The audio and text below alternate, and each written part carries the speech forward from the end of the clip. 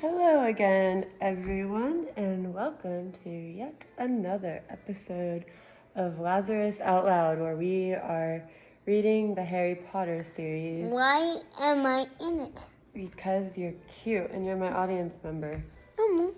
And your giggles are amazing. Then why wasn't I in the chapter 1? Because I didn't know you wanted to be in it. It was just my project. But we can redo it if you want. Maybe we'll finish the book and then we'll redo it. I love the first chapter so much. Huh? I like the first chapter a lot. But I think so far my favorite chapter has been the Midnight Duel. Just so much happens during that one. So, what happened last chapter? Oh yeah, last chapter was Halloween and Harry got his broomstick, much to Malfoy's chagrin. And so a three-headed dog. That happened the chapter before, yeah. And Snape was up to something. Snape? Oh no, that was in this chapter on Halloween. Snape was up to something because he was walking in the opposite direction toward the third floor. And then Harry and Ron had to go rescue Hermione when a troll was brought into the castle. And after that, Rescue Hermione? Why? because she didn't know about the troll because she was crying in the bathroom. So they went and found her, and then the troll was in there, and they had to fight it. And Ron successfully utilized... Why did she cry? Because she heard Harry and Ron saying mean things about her. Like what? Like, she doesn't have any friends, we can't stand her, she's so annoying, whatever, stuff like that. But she is annoying. She is. She's a little twat in the first book. But they're friends now because they bonded over that troll experience. So now it's Harry, Ron, and Hermione. That's good. Yeah. So chapter 11 is called QUIDDITCH. Sorry. This is the picture. It's a golden snitch. Oh my God. That's what Harry has to catch to end the game. You ready? Does he win? Well, you have to see. Quidditch? QUIDDITCH is pretty exciting. You ready? Okay. As they entered November, the weather turned very cold. The mountains around the school became icy gray and the lake like chilled steel. Every morning, the ground was covered in frost. Hagrid could be seen from the upstairs windows, defrosting broomsticks on the Quidditch pitch, bundled up in a long moleskin overcoat. They stay there even when it's the end of the day? Yeah, they spend the night there every day. They have beds up in the tower. When do they come back? For the Christmas holidays and the summer holidays. Harry's allowed to stay there for Christmas, but he has to go home to the Dursleys during the summer. But we'll get there. We'll find out. What did Dudley do in the last chapter? We don't know. Dudley is chilling. He's going to school in the Muggle world. He broke his remote control airplane. Yeah, he breaks his things a lot. But this is about Harry, so we're focused on Harry right now. You'll see Dudley at the beginning of every book, and maybe the end. Okay, so Hagrid was wearing a bundled up, long moleskin overcoat, rabbit fur gloves. What book do you want to read tomorrow? This one until we finish it.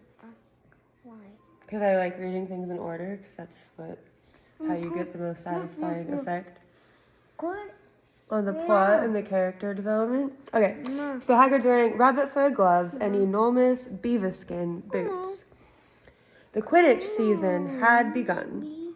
On Saturday, Harry would be playing in his first match after weeks of training. When does he have to go back home to the Dursleys? At the end of the book, buddy. Right now we're in the middle of the book. We're like almost done though. So it was his first match after weeks of training. Gryffindor versus Slytherin. Go. No moves. If Gryffindor won, they would move up into second place in the house championship. Hardly any... Everybody else got a red. There's no reds. It's just they're playing Quidditch. They're getting ready to play Quidditch. They got a red point. No, they gained points for rescuing Hermione, and Hermione lost points for being stupid enough to go after the troll. But that wasn't what happened. She just covered for them, and that's why they're friends now. Anyway, hardly anyone had seen... She had 2 red points. She got -5, and they got +10, so they were +5 total for the whole ordeal. Okay, so hardly anyone had seen Harry play because Wood had decided that, as their secret weapon, Harry should be kept, well, secret. But the news that he was playing secret... What's funny about that? You're so silly. The news that he was playing Seeker had leaked out somehow, and Harry didn't know which was worse. People telling him he'd be brilliant, or people telling him they'd be running around underneath him, holding a mattress. Okay. It was really lucky that Harry now had Hermione as a friend.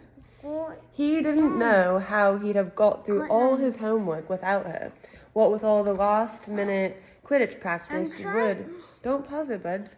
What with all the last-minute Quidditch practice Wood was making them do. Pay attention. You have ADD. She had also lent him Quidditch Through the Ages, which turned out to be a very interesting read.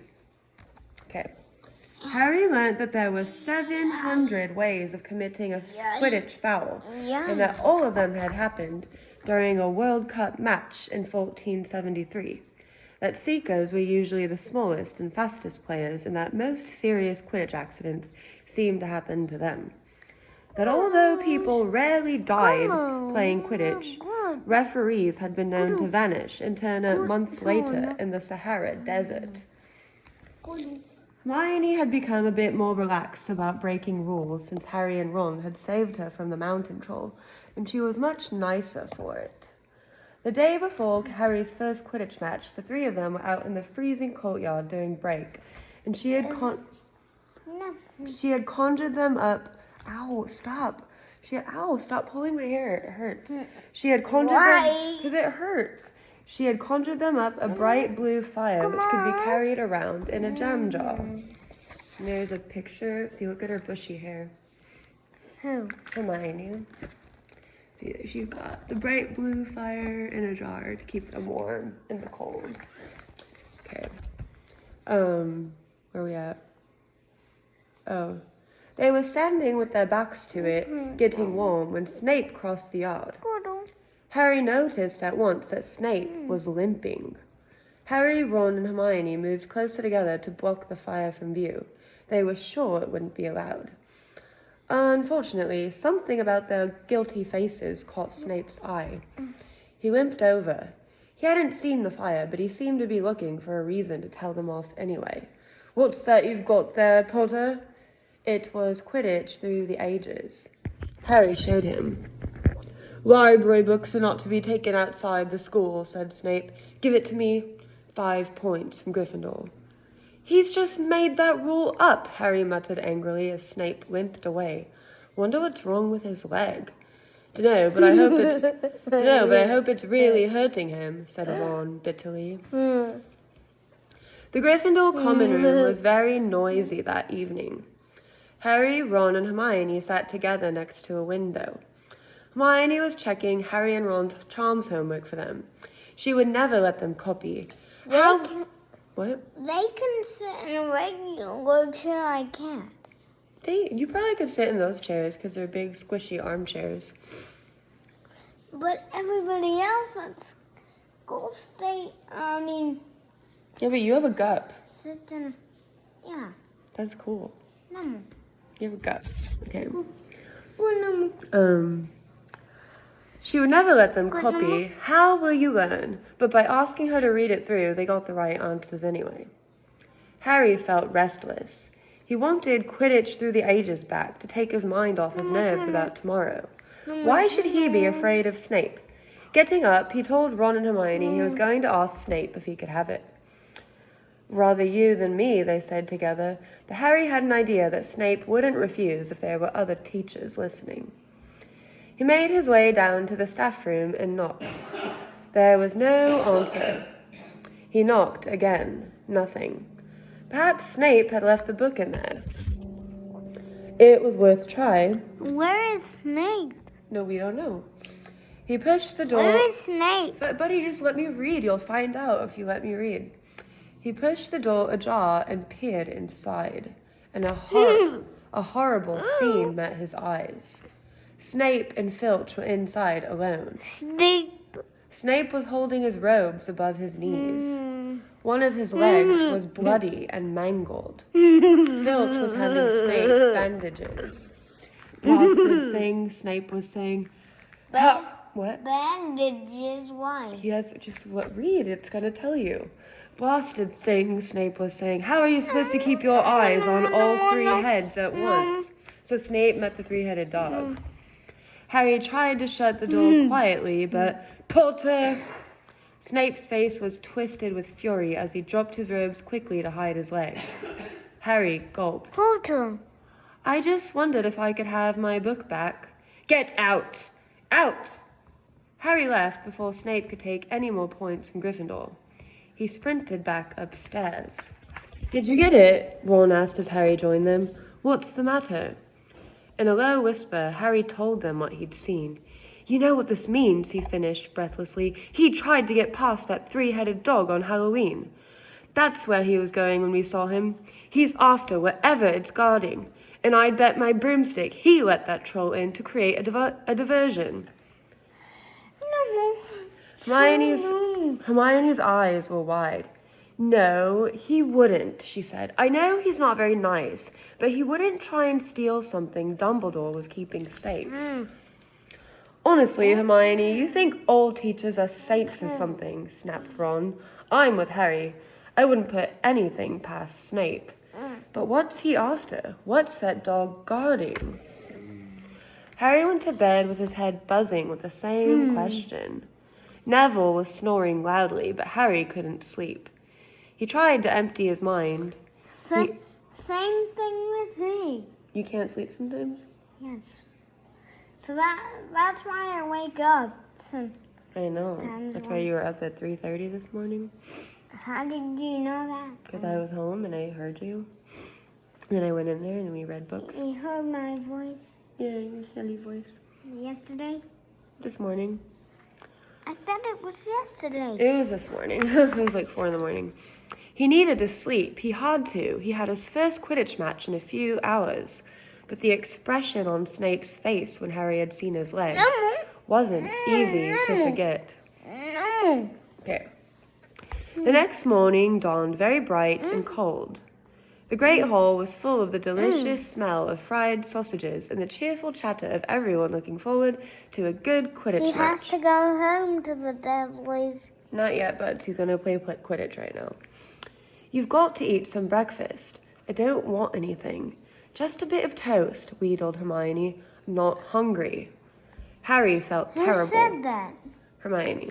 Harry's not hungry. Hermione's trying to get him to eat. Harry felt terrible.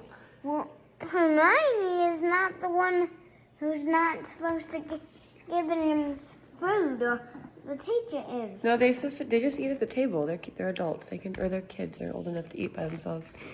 Harry felt terrible. In an hour's time, he'd be walking. Professor Benz died. Yeah, he did. He's a ghost. In an hour's time, he'd be walking onto the pitch. Who is? He's just nervous about the game. Harry, you need your strength, said Seamus Finnegan. Harry. Seekers are always the ones who get nobbled by the other team. Thanks, Seamus, said Harry, watching Seamus pile ketchup on his sausages. Yeah. By 11 o'clock, the whole school seemed to be out in the stands around the Quidditch pitch. Many students had binoculars. The seats might be raised high in the air, but it was still difficult to see what was going on sometimes. Why did you go? We don't need this in the video, buds. Ron and Hermione joined Neville, Seamus, and Dean, the West Ham fan, up in the top row. As a surprise for Harry, they had painted a large banner on one of the sheets Scabbers had ruined. It said, Potter for President, and Dean, who is good at drawing. Stop pulling my hair. Dean, who was Why? good at, because it hurts and I don't like it. Dean, who was good at drawing, had done a large Gryffindor lion underneath. Then Hermione had performed a tricky little charm so that the paint flashed different colors. Meanwhile, in the changing rooms, Harry and the rest of the team were changing into their scarlet Quidditch robes. Slytherin would be playing in green. Wood cleared his throat for silence. Okay, men, he said. And the women, said Chaser Angelina Johnson.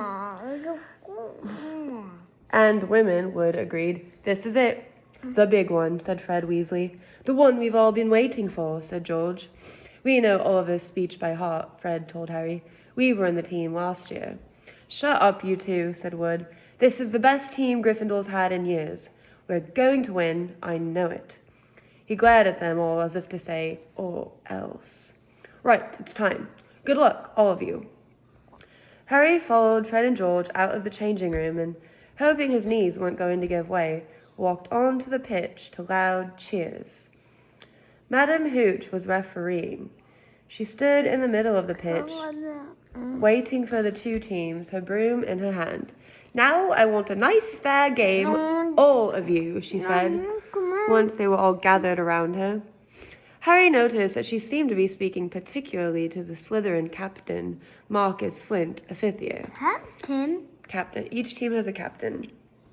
Harry thought Flint looked as if he had some troll blood in him. I'm not part. What? I'm not part because I'm not the hurt. Doesn't. You what? It doesn't say nothing about me. In the book? Yes. This isn't about you. It's true. It's not about me either. It's about Harry. Yep, and his friends. And Out of the corner of his eye, he saw the fluttering banner high above, flashing Potter for president over the crowd. His heart skipped. He felt braver. Mount your brooms, please. Harry clambered onto his Nimbus 2000. Stop pulling my hair. Madame Hooch gave a loud blast on her silver whistle. What are you wiping? Got some drool on the book. It's okay. Madame Hooch gave a loud blast on her silver whistle. 15 brooms rose up high into the air. They were off.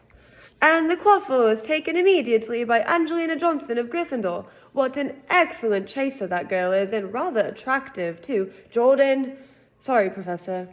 The Weasley twins' friend, Lee Jordan, was doing the commentary for the match, closely watched by Professor McGonagall. And she's really belting along up there. A neat pass to Alicia Spinnet. A good find of Oliver Woods, last year only a reserve. Back to Johnson, and no, Slytherin have taken the quaffle. Slytherin captain Marcus Flint gains the quaffle. Off he goes.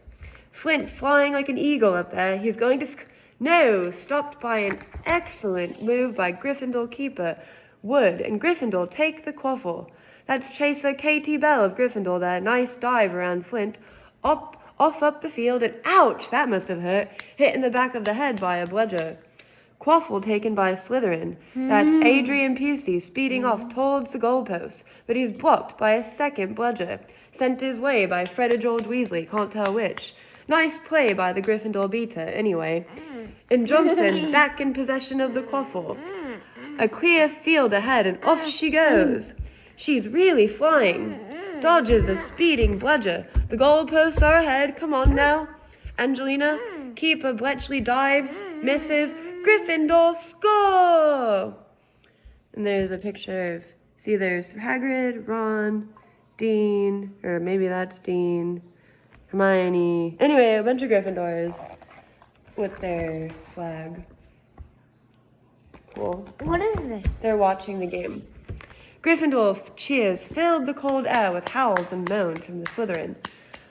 Budge up there, move along. Hagrid! Ron and Hermione squeezed together to give Hagrid enough space to join them. Been watching from your hut, said Hagrid, patting a large pair of binoculars around his neck. But it isn't the same as being in the crowd. No sign of the snitch yet, eh?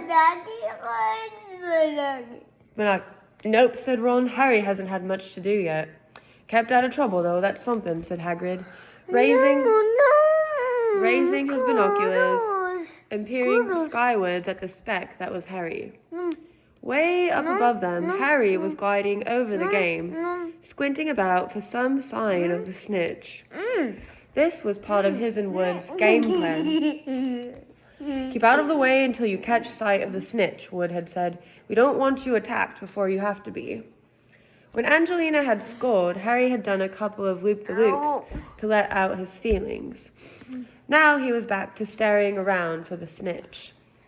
Once he caught sight of a flash of gold, but it was just a reflection from one of the Weasleys' wristwatches. And once a bludger decided to come pelting his way, more like a cannonball than anything. But Harry dodged it, and Fred Weasley came chasing after it. All right there, Harry, he had time to yell as he beat the bludger furiously towards Marcus Flint. Slytherin in possession, Lee Jordan was saying. Chaser Pusey ducks 2 bludgers, 2 Weasleys, and Chaser Bell, and speeds towards the... Stop! Wait a moment, was that the snitch? A murmur ran through the crowd as Adrian Pusey dropped the quaffle, too busy looking over his shoulder at the flash of gold that had passed his left ear. Harry saw it. In a great rush of excitement, he dived downwards after the streak of gold. Slytherin seeker Terence Higgs had seen it too. Neck and neck they hurtled towards the snitch. All the chasers seemed to have forgotten what they were supposed to be doing as they hung in midair to watch. Harry was faster than Higgs. In midair? They're flying. He could see the little round ball, wings fluttering, darting up ahead. He put on an extra spurt of speed. Wham! A roar of rage echoed from the Gryffindors below. Marcus Flint had blocked Harry on purpose, and Harry's broom spun off course, Harry holding on for dear life. Foul! Screamed the Gryffindors. Madam Hooch spoke angrily to Flint and then ordered a free shot at the goalpost for Gryffindor. But in all the confusion, of course, the golden snitch had disappeared from sight again. Uh-oh.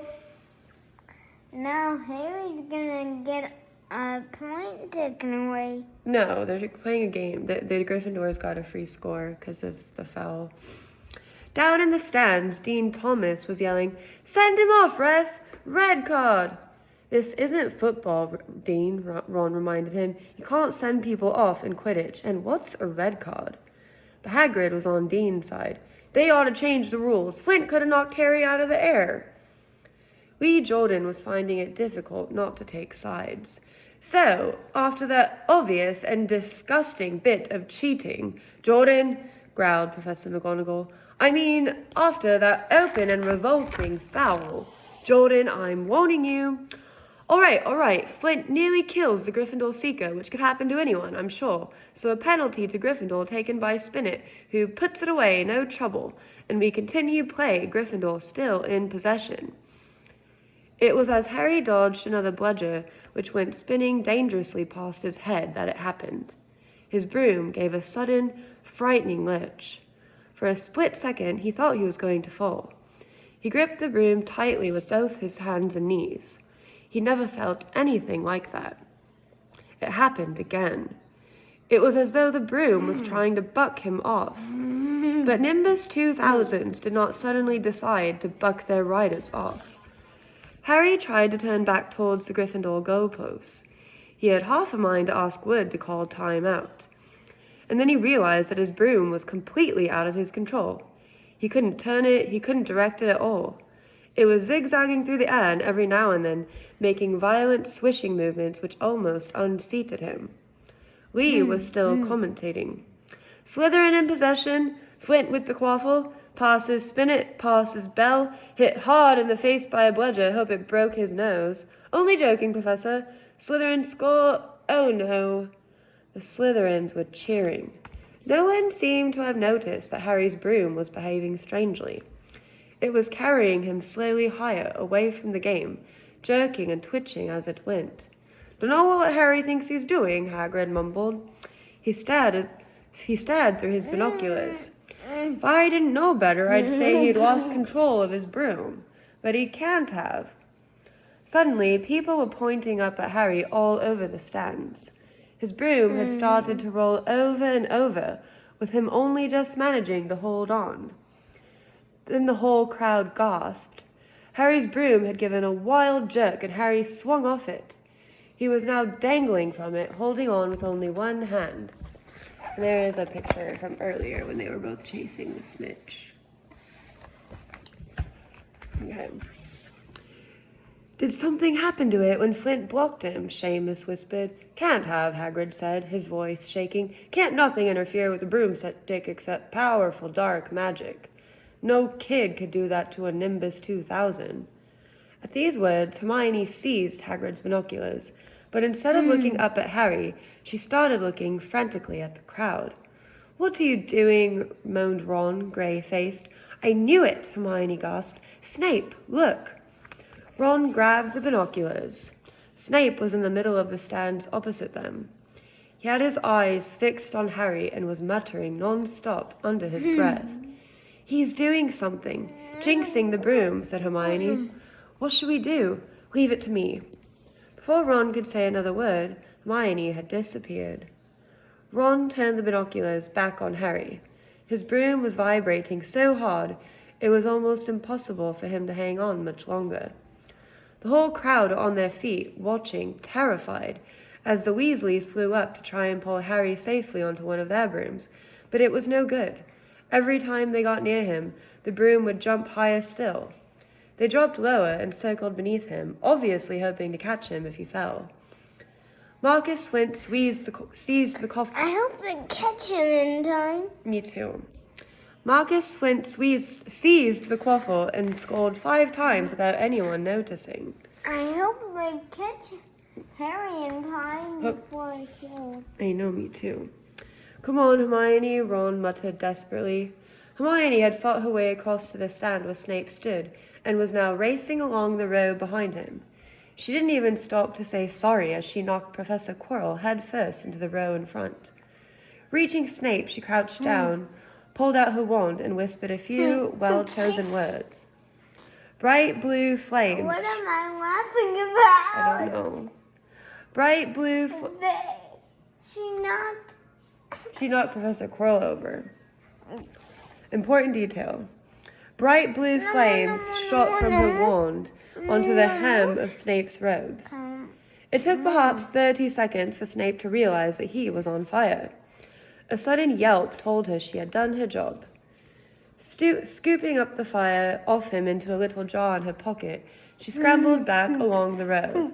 Snape would never know what had happened. It was enough. Up in the air, Harry was suddenly able to clamber back onto his broom. Neville, you can look, Ron said. Neville had been sobbing into Hagrid's jacket for the last 5 minutes.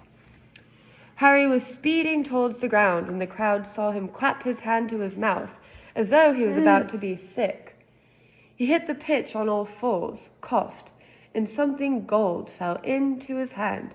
I've got the snitch, he shouted, waving it above his head, and the game ended in complete confusion. He didn't catch it, he nearly swallowed it. Flint was still howling 20 minutes later, but it made no difference. Harry hadn't broken any rules, and Lee Jordan was still happily shouting the result. Gryffindor had won by What did you look at me for? Because you're making noises. Harry hadn't broken any rules, and Lee Jordan was still happily shouting the result. Gryffindor had won by 170 points to 60. Harry heard none of this, though. He was being made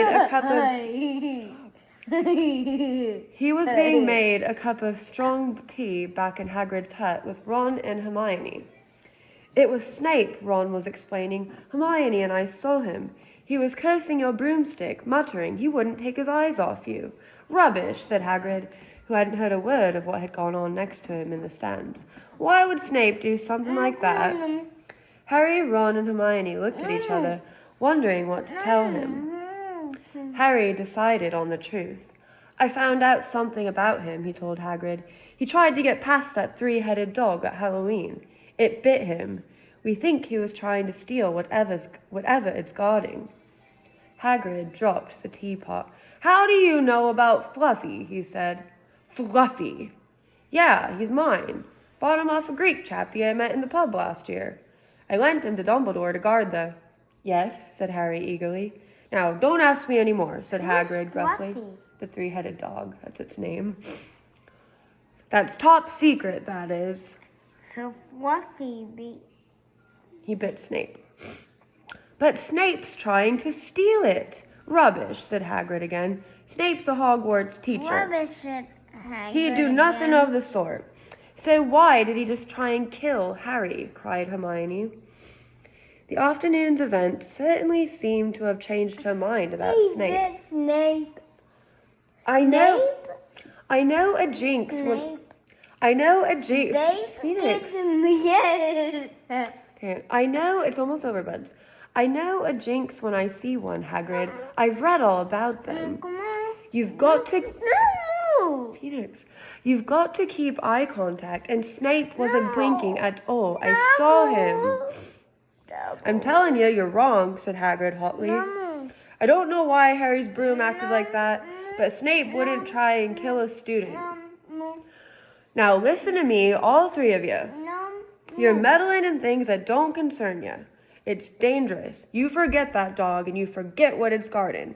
That's between Professor Dumbledore and Nicholas Flamel.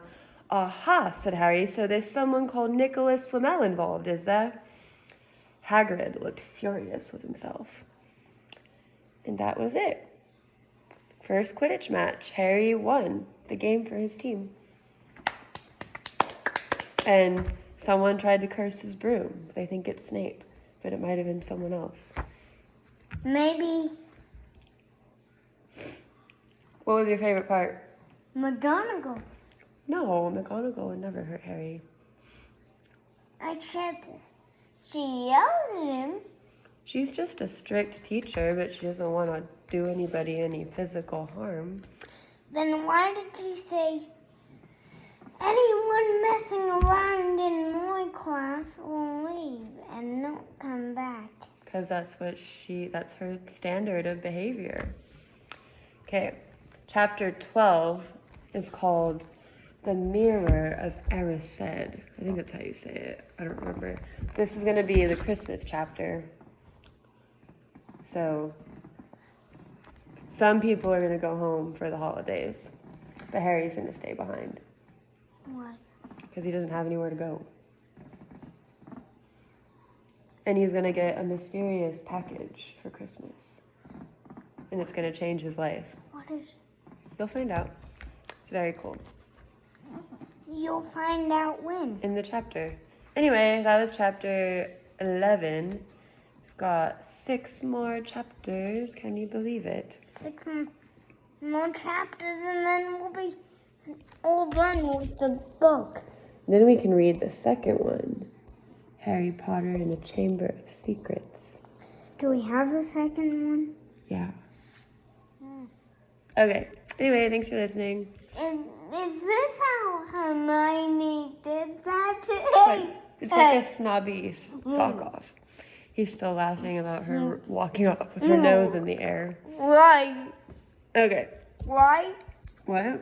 Do you know why I'm still laughing about her? You thought it was funny? No. No. Oh, Alright, thanks for listening. no. We'll be back for chapter 12. No.